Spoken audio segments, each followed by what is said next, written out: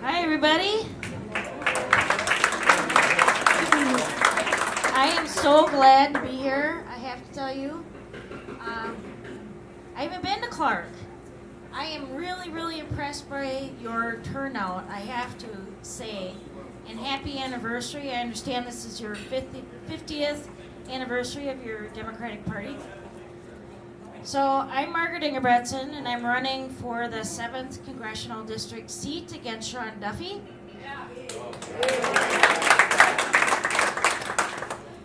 Now, I don't know how many of you know much about me, so I'm just going to tell you briefly about where I came from. I live in Balsam Lake, which is in Polk County on the western border near Minnesota, and I'm a small-town attorney. I was enlisted in the U.S. Navy for 3 years, and then I served in the Naval Reserve for 10 more, and then the Minnesota Air National Guard for 11 more after that.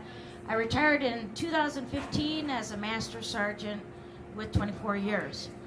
On the civilian side of my life, when I got off of active duty, I hired on with the Burlington Northern Railroad as a locomotive electrician, good union job, and then I was a train dispatcher.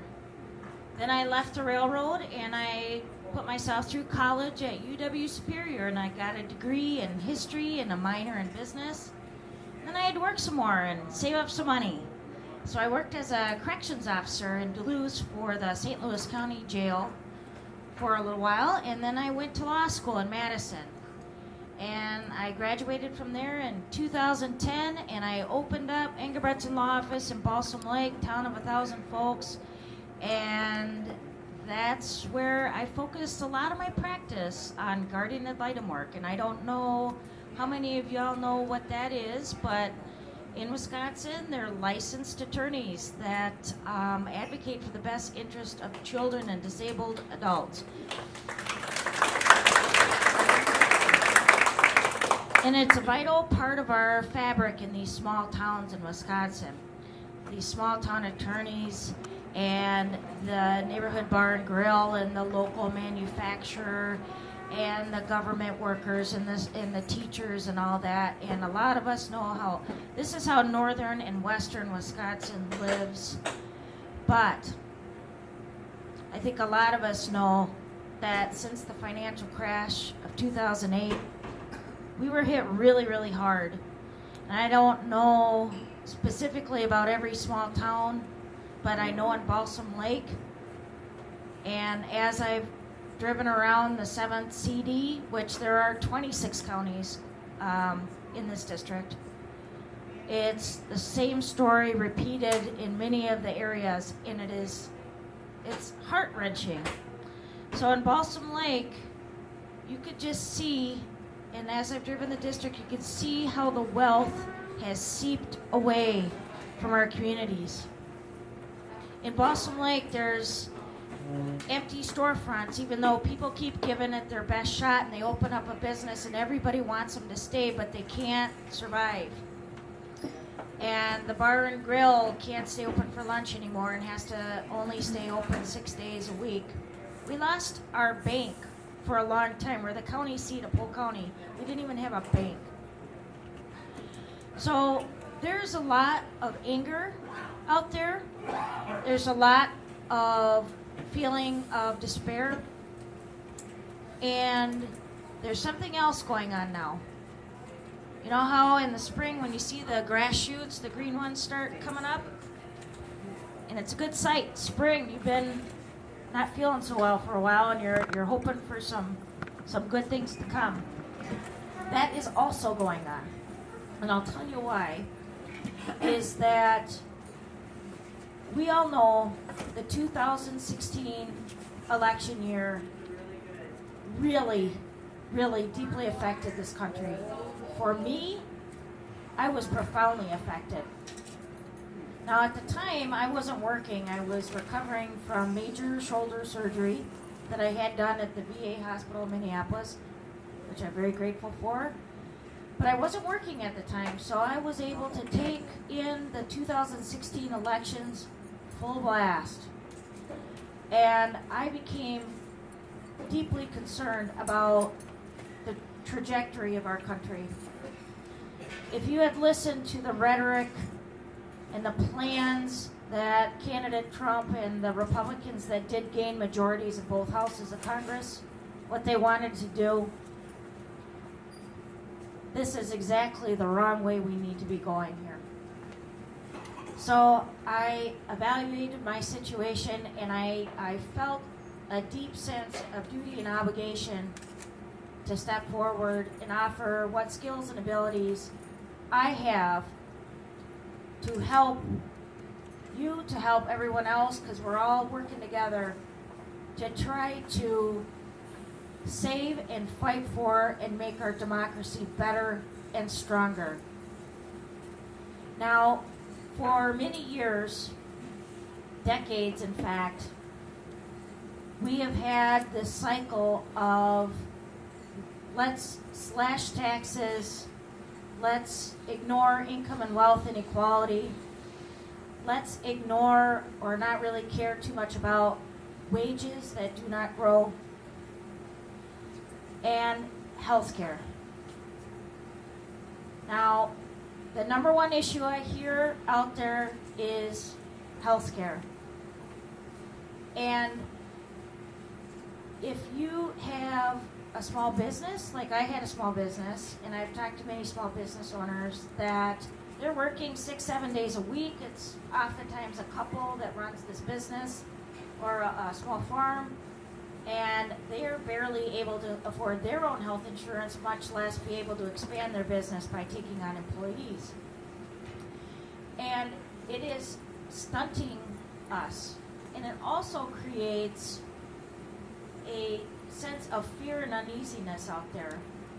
So I will, once elected, fight for a Medicare for All public health insurance program that covers everyone from the day they're born until the day they die. It is the right thing to do, and it is the smart thing to do.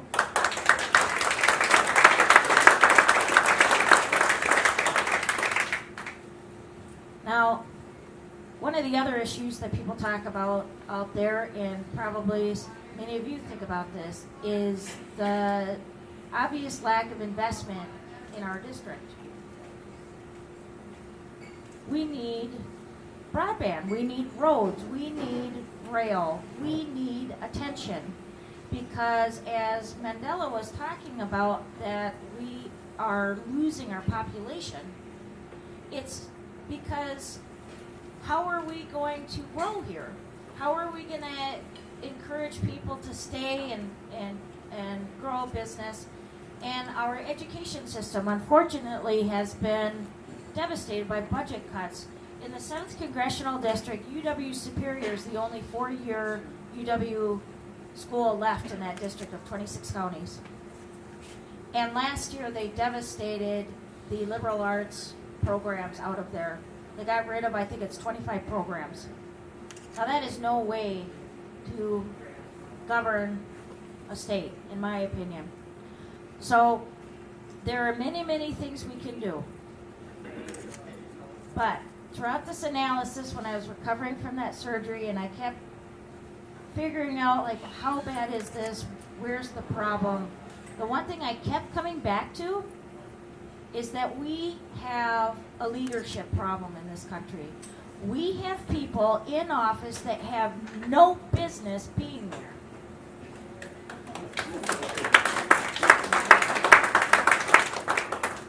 Now, I first took my oath of office, or oath to this country, when I enlisted in the Navy many years ago. And I swore an oath to the country, to the Constitution, and I meant that oath. Call me old-fashioned, call me whatever you want, but I meant every word. And I will uphold that oath to the day I die. It's one of the reasons I'm running for office right now, even though I never had any designs on doing this. Now, when members of Congress go and get sworn in, they take an oath there too. So it has two parts. The first part is to support and defend the Constitution, and the second part is to faithfully discharge the duties of the office. And as it stands now, we have had a representative for the 7th Congressional District that has abdicated his duty to his office, to us, and has not upheld his oath of office. And that is unacceptable. If you cannot uphold your oath, you are in the wrong line of work. So, we all know that this is no ordinary election year. I mean, you would have to be not watching TV, not reading the newspapers, not talking to people. This is the most important election year, in my opinion, in American history. It is absolutely vital that we get back the majority in at least one house of Congress. Because what is going on right now is completely overwhelming the American people. I'll talk to somebody in line at the grocery store, and it'll come up, or I'll go do a door, or I'll just strike up a conversation at one of these type of events, and the common refrain is, we're so overwhelmed. It's like a floodgate of things that are going on, and people are having a tough time sorting it out. So here's what we do, and Mandela was talking about it too. He feels optimistic about this election. I do too, because as I started running in February, and the energy has just grown. There are more and more people engaging and volunteering, and there's many ways to volunteer. You don't always have to do doors. You don't always have to make phone calls. You can write postcards. You can take whatever little bit that you can take on, because you matter, and you're wanted, and you're needed. And together, we are going to be able to take back our state and take back this country and get it back on the right path. So I would love to have your support in November, and thank you so much for having me here. And I will answer a couple questions if anybody has any.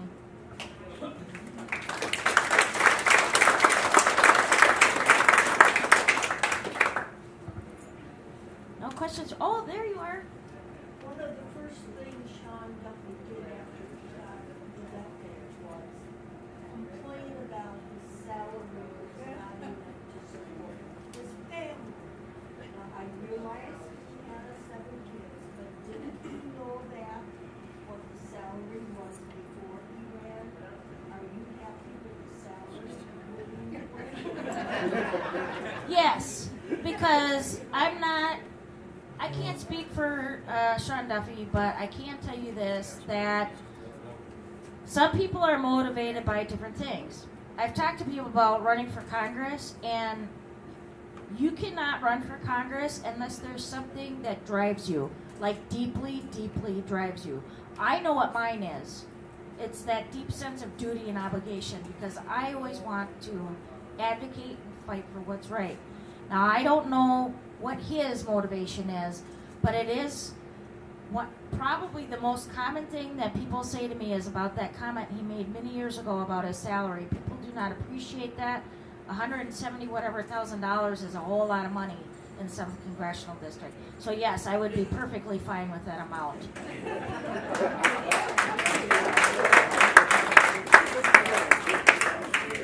Anybody else? All right, thank you all.